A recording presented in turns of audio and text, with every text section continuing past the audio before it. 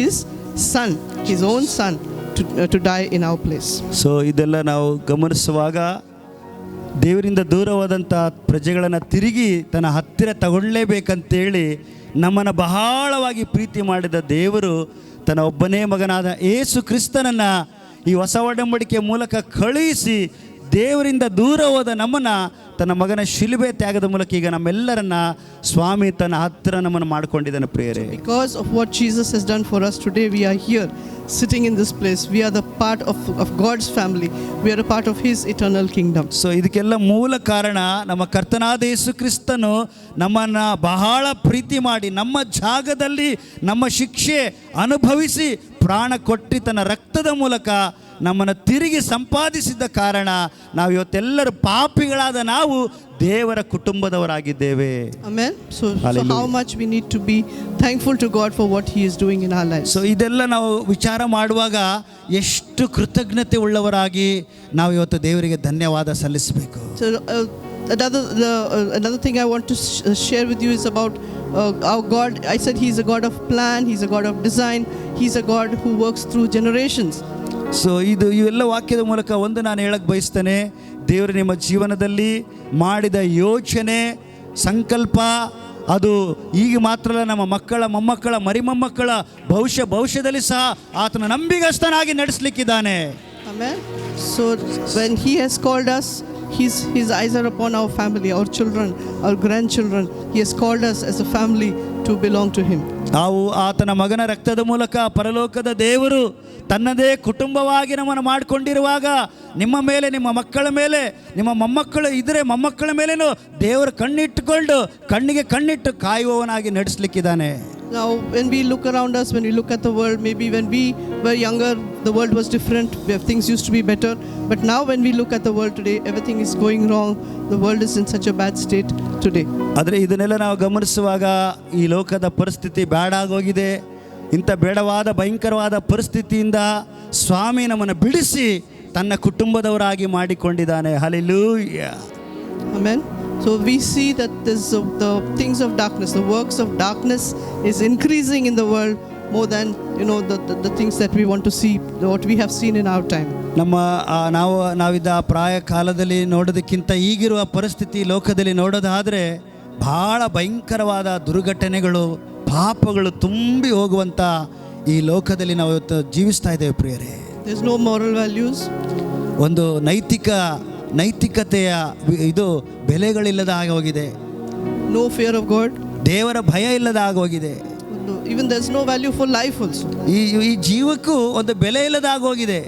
So we were talking about what is happening today. If you see the news, people are fighting for justice for dogs, for animals, and we see they have more love for them than for the people who are suffering, who are without food and shelter.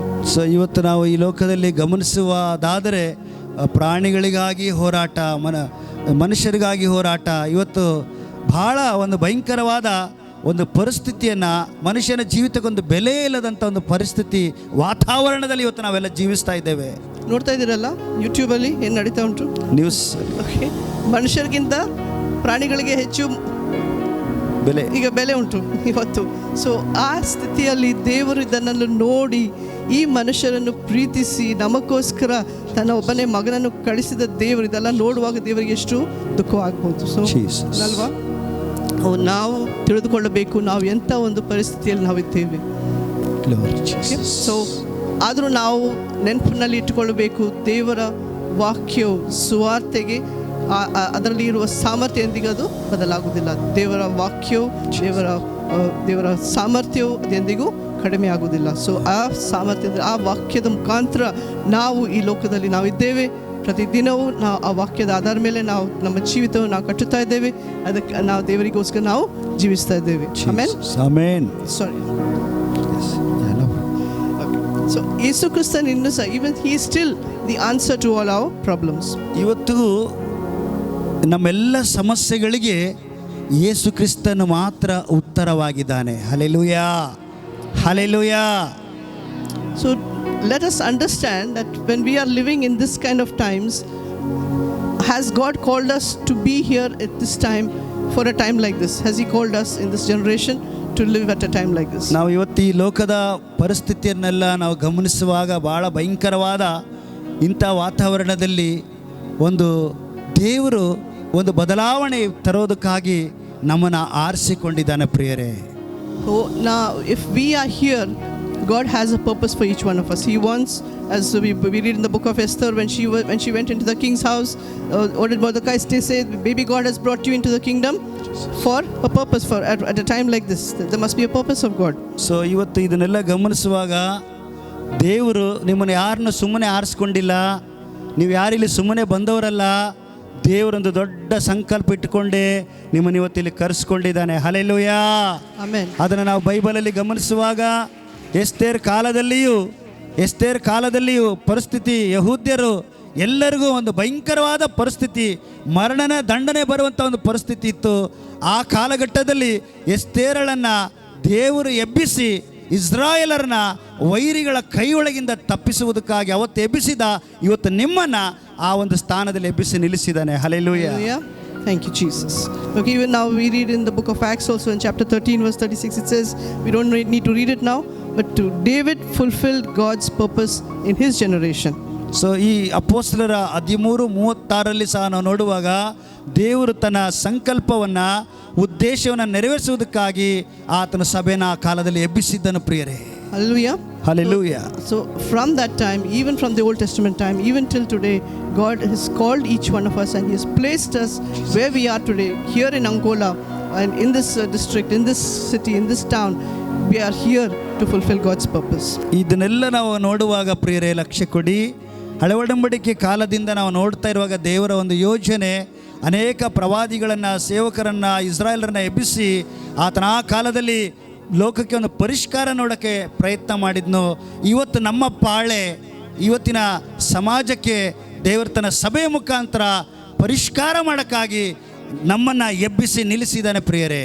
I see some of you are old like me, some of you are young, some of you are middle-aged, but then God this is not a time for any of us to say, I am too old to do this, my time is over. Or you cannot say, I am too young, I still wait for some more time.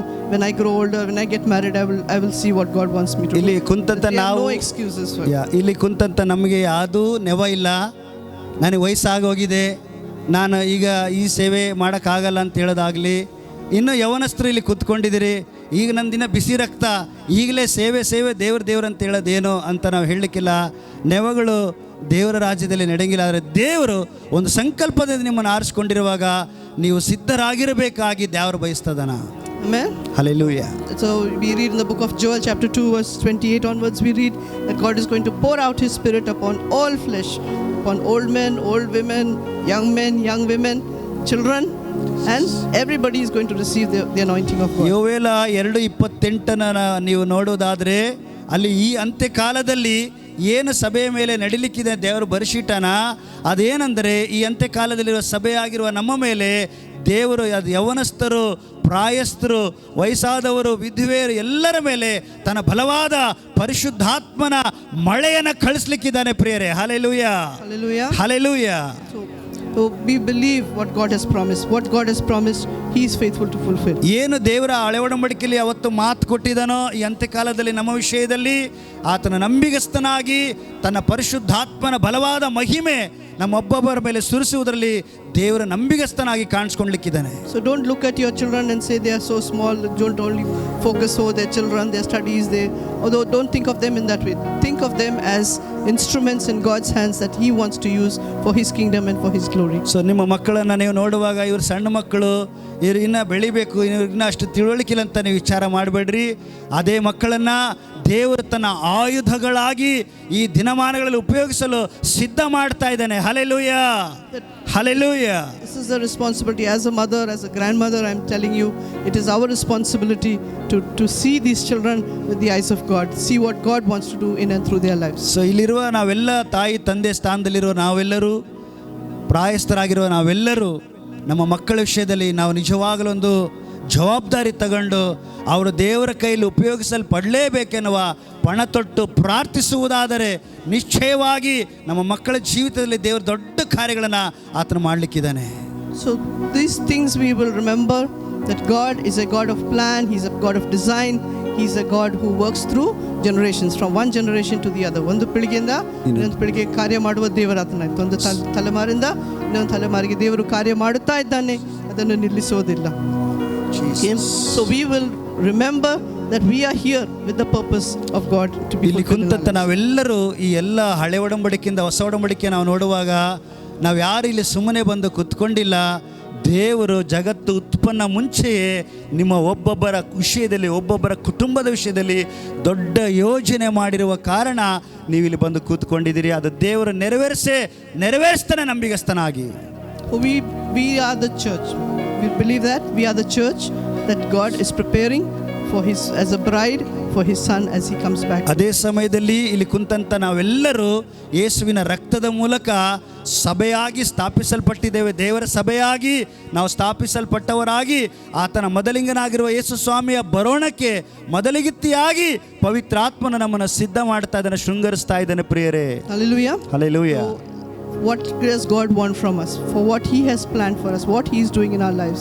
What does he desire from us? He only wants us to come to him in total surrender. So ಇವತ್ತು ಇಷ್ಟು ದೊಡ್ಡ ಯೋಜನೆ ನಿಮ್ಮ ಜೀವನದಲ್ಲಿ ದೇವರು ನೆರವೇರಿಸಲೇಬೇಕಂತ ಮನಸ್ಸಿದ್ರೆ ಇವತ್ತು ನೀವು ನಾನು ಸಂಪೂರ್ಣವಾಗಿ ದೇವರ ಸಮ್ಮುಖದಲ್ಲಿ ನಮ್ಮನ್ನೇ ನಾವು ದೇವರಿಗೆ ಸಮರ್ಪಣೆ ಮಾಡಬೇಕಾಗಿದೆ. Because Jesus Christ is coming back to take his church. ಯಾಕಂದರೆ ಯೇಸು ಸ್ವಾಮಿ ಆದಷ್ಟು ಬೇಗನೆ ತನ್ನ ಸಭೆಯಾಗಿರುವ ನಮ್ಮನ್ನು ಆತನ ಸಂಧಿಸಿ ತನ್ನ ರಾಜ್ಯಕ್ಕೆ ಕರ್ಕೊಂಡು ಹೋಗಿ ಬರ್ತಾ ಇದ್ದಾನೆ ಪ್ರಿಯರೇ. Even if I don't share anything else that I've come to share, I want to say this one thing. Even if I can say one thing and go back, I'll be happy that Jesus Christ is coming very soon. ಇವತ್ತು ನಾನು ಹೇಳುವಂಥ ಸಂದೇಶ ಒಂದು ವೇಳೆ ಸಿದ್ಧ ಮಾಡ್ಕೊಂಡು ಬಂದಿದ್ದದು ಕಂಪ್ಲೀಟಾಗಿ ನನಗೆ ಹೇಳೋಕ್ಕಾಗದೇ ಇದ್ದರೂ ಒಂದು ಮಾತಲ್ಲಿ ನಾನು ಹೇಳಕ್ಕೆ ಬಯಸ್ತೇನೆ, ಸ್ವಾಮಿ ಆದಷ್ಟು